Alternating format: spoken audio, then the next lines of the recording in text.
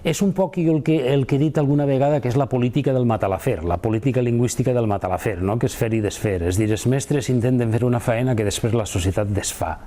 Aleshores, si no aconseguim que el marc social, és a dir, l'ambient, el medi, siga un medi encoratjador, la feina del mestre d'escola caurà en un sac buit. Aleshores, jo crec que la política lingüística en aquest país s'ha fet al revés, és a dir, s'hauria d'haver fet sobre la societat i no des de l'escola, perquè si no li trasllada a l'alumne, al mestre i al pare de l'alumne una responsabilitat que no hauria de tindre.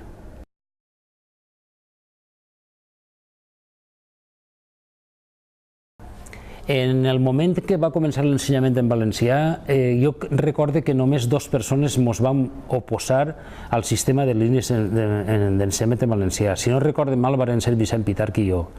Jo, a més, he insistit i moltes vegades contracorrent i contra inclús col·legues i amics meus dient que era un error de política lingüística perquè dividia la societat valenciana en 2 línies separades. Jo crec que la reivindicació de totes les comunitats minoritàries ha sigut tindre una escola integrada en què tots els xiquets tingueren els mateixos estímuls i aprengueren les mateixes coses. Xiquets, xiquetes, blancs, negres, valencianoparlants, castellanoparlants. I, per tant, això significa repensar tota la política lingüística globalment. Això és molt difícil perquè són molts anys de costum i perquè han caigut en aquest error fins i tot, diríem, els sectors més valencianistes. Jo continuo pensant que fou un error i pense que ara més que mai és un error molt més gran per una raó.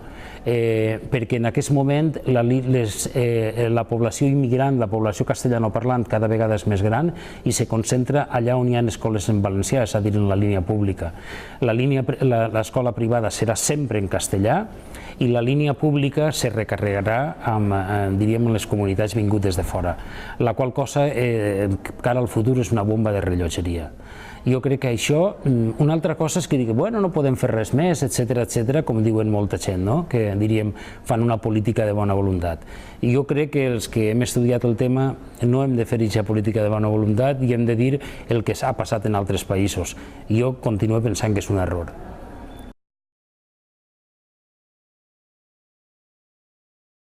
Clar que volem que sí que siguin trilingües i quadrilingües i, en fi, com més llengües sàpies millor, perquè són més possibilitats de... Però aquest plantejament és un plantejament equivocat, perquè no n'hi ha les condicions per a fer un model trilingüe.